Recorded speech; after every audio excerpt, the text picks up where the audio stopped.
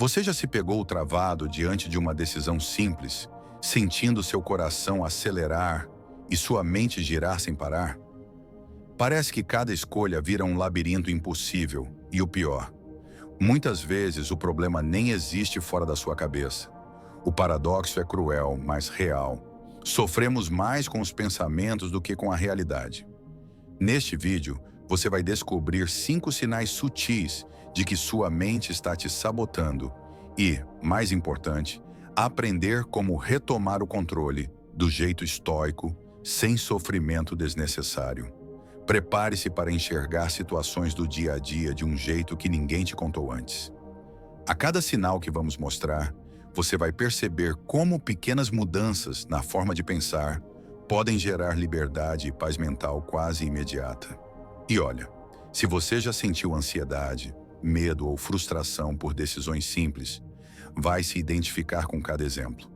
Aqui não tem enrolação, é conhecimento direto, aplicável e transformador. Antes de continuar, quero que você faça uma coisa agora. Comenta aqui embaixo uma situação em que sua mente te sabotou recentemente. Deixa o like e já se inscreve no canal. Assim você garante que vai acompanhar todos os próximos vídeos que vão te ajudar a controlar seus pensamentos e viver com mais clareza e ação. Vamos juntos desvendar esses sinais e começar a treinar a mente agora mesmo. Os antigos estoicos viviam em um cenário muito mais turbulento do que o nosso. Imagine estar cercado por guerras constantes, perder pessoas queridas sem aviso, enfrentar traições políticas e ainda assim manter a clareza de pensamento. Eles não tinham o conforto moderno, nem a segurança que hoje chamamos de normalidade. Mesmo nesse caos, encontraram uma forma de treinar a mente para não ser refém do desespero. É justamente isso que torna seus ensinamentos tão poderosos e atuais. A grande descoberta deles foi que o sofrimento raramente nasce do que acontece fora, mas sim do que construímos dentro. Não é a perda de um emprego que paralisa, mas o pensamento de "eu nunca vou conseguir outro". Não é a crítica de alguém que destrói, mas a interpretação exagerada que damos a ela. É como colocar lentes distorcidas diante dos olhos. A realidade pode ser simples, mas a mente cria monstros. E esses monstros, na maioria das vezes, são ilusórios. É por isso que entender esse ponto é o primeiro passo para recuperar o controle da própria mente. Quando alguém percebe que a dor maior está na interpretação e não no fato em si, abre-se um espaço de liberdade. É como finalmente enxergar que as correntes estavam apenas na cabeça, não no mundo real. Essa consciência é o alicerce para identificar os sinais de quando a mente começa a sabotar. E aí, a história fica ainda mais interessante. Agora vamos falar dos 5 sinais de que sua mente está te sabotando. Sinal 1. Pensar demais antes de agir. Pensar antes de agir é saudável, mas pensar demais pode ser um veneno silencioso. Quem nunca ficou diante de uma oportunidade simples, como aceitar um novo trabalho ou até mesmo mandar uma mensagem, e transformou isso num verdadeiro campo de batalha mental? A mente começa a criar diálogos que nunca existiram, problemas que talvez nunca aconteçam e finais trágicos que só existem dentro dela.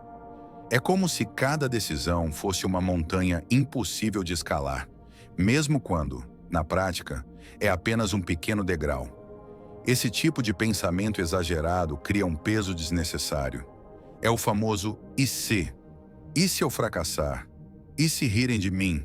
E se não der certo? A verdade é que a maioria desses cenários catastróficos jamais acontece. Muitas vezes, quando a pessoa finalmente age, percebe que a dificuldade era mínima comparada ao drama criado pela própria mente. É como passar noites sem dormir com medo da tempestade e no dia seguinte descobrir que só caiu uma garoa. Os estoicos já alertavam sobre isso há séculos. Sêneca dizia: "Sofremos mais na imaginação do que na realidade". Ele tinha razão. Quando a pessoa entende que a mente exagera e projeta fantasmas que não existem, consegue respirar fundo e agir com mais leveza.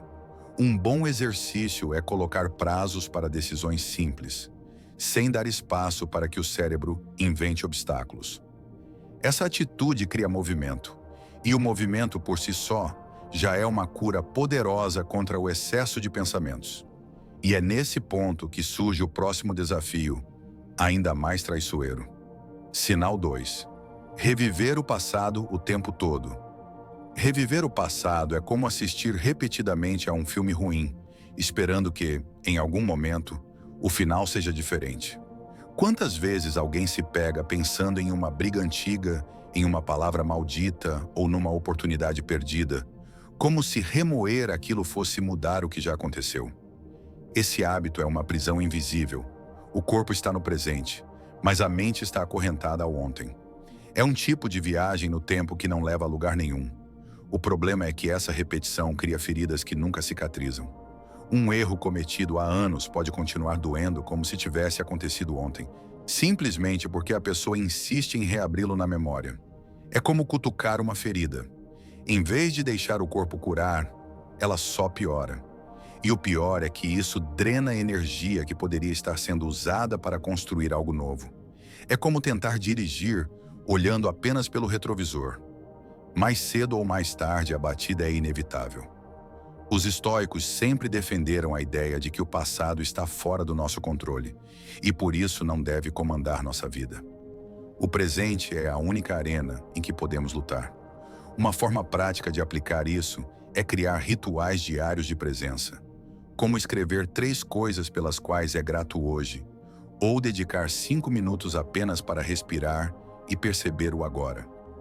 Essa disciplina ajuda a mente a voltar para o tempo certo, o presente. Mas, curiosamente, a mente não se prende apenas ao passado. Ela também adora inventar problemas que nem existem. Sinal 3. Criar problemas que não existem. A mente humana tem um talento peculiar: transformar pequenas situações em grandes catástrofes que, na maioria das vezes, nunca chegam a acontecer. Antes mesmo de sair de casa, já surgem pensamentos como: e se alguém me julgar? E se eu falhar? E se der tudo errado? É quase como ter um roteirista interno escrevendo um filme de terror que ninguém pediu para assistir.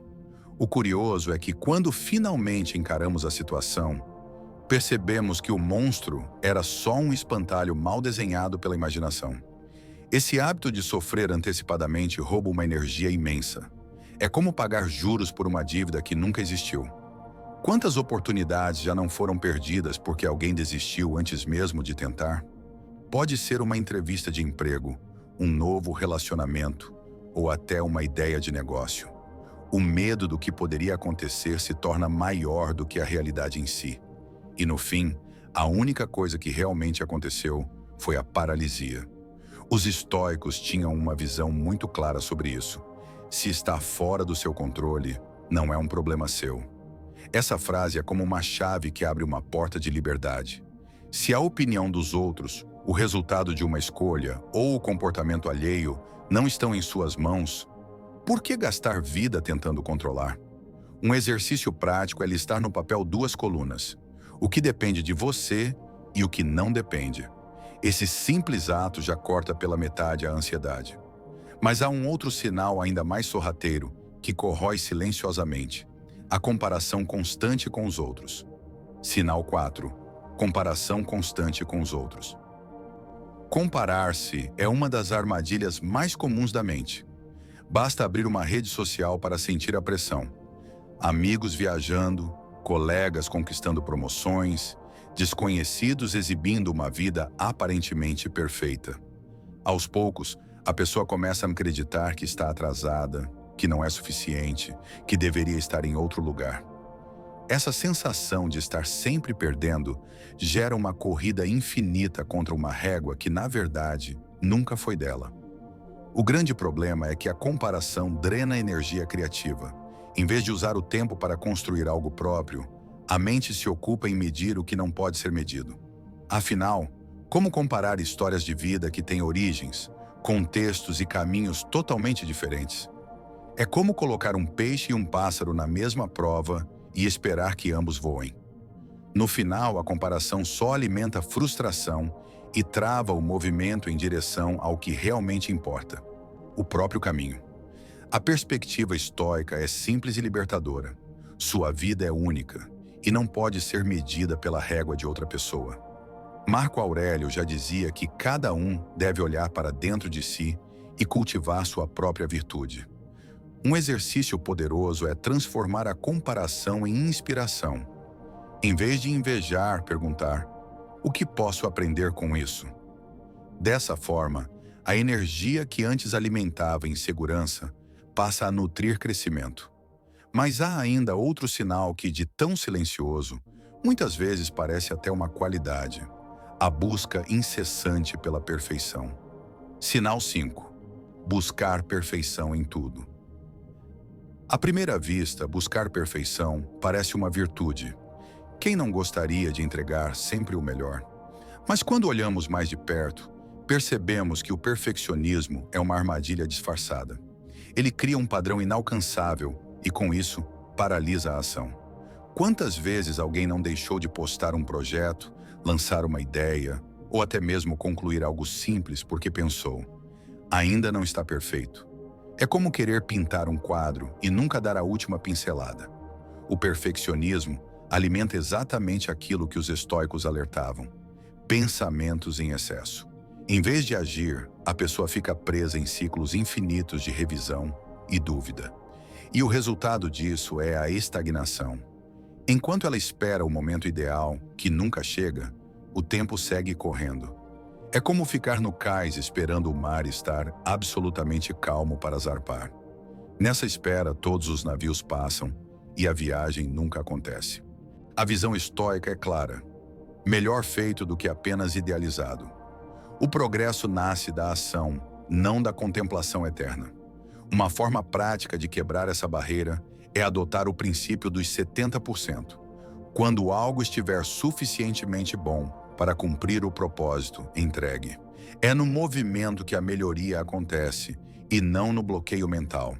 Esse é o passo final para reconhecer os sinais de quando a mente sabota. E agora faz sentido reunir tudo isso em uma reflexão mais ampla. Ao longo do vídeo, vimos 5 sinais claros de quando a mente começa a sabotar: pensar demais antes de agir, reviver o passado, criar problemas que não existem, comparar-se constantemente com os outros e buscar perfeição em tudo. Cada um desses sinais funciona como um alerta silencioso, mostrando que a pessoa está deixando que pensamentos excessivos ditem suas decisões e emoções. Reconhecer isso é o primeiro passo para recuperar o controle. É importante lembrar que ninguém está imune a essas armadilhas. Até mesmo os estoicos, mestres em equilíbrio mental, precisavam praticar diariamente o controle da mente. A diferença é que eles tinham consciência de que a liberdade verdadeira não depende do mundo ao redor, mas da forma como interpretamos o que nos acontece. Esse insight muda completamente a maneira de encarar os desafios da vida. Treinar a mente não é sobre eliminar os pensamentos, mas aprender a direcioná-los. Quando alguém entende que pode escolher como reagir, surge uma sensação de leveza e autonomia que transforma decisões simples em ações poderosas. Cada passo em direção à consciência mental é, na verdade, um passo em direção à liberdade. E é exatamente com essa liberdade que podemos começar a aplicar tudo o que vimos de forma prática em nossas vidas. Agora que você já conhece os 5 sinais de que sua mente está te sabotando, é hora de colocar tudo em prática. Comece pequeno. Da próxima vez que perceber que está pensando demais, faça uma lista do que depende de você e do que não depende. Quando sentir que está revivendo o passado ou criando problemas que não existem, respire fundo e volte ao presente. Cada pequeno passo é uma vitória e um treino para conquistar liberdade mental de verdade. Pense também em como parar de se comparar e aceitar que a perfeição não existe. Experimente agir mesmo que algo não esteja 100% pronto. Postar, criar, tentar. Cada ação coloca você um passo à frente do medo e da procrastinação.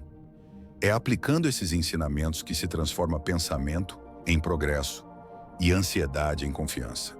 Pergunte-se: O que você pode fazer hoje para treinar sua mente e retomar o controle da sua vida? Se você realmente quer mudar sua relação com seus pensamentos, comece agora.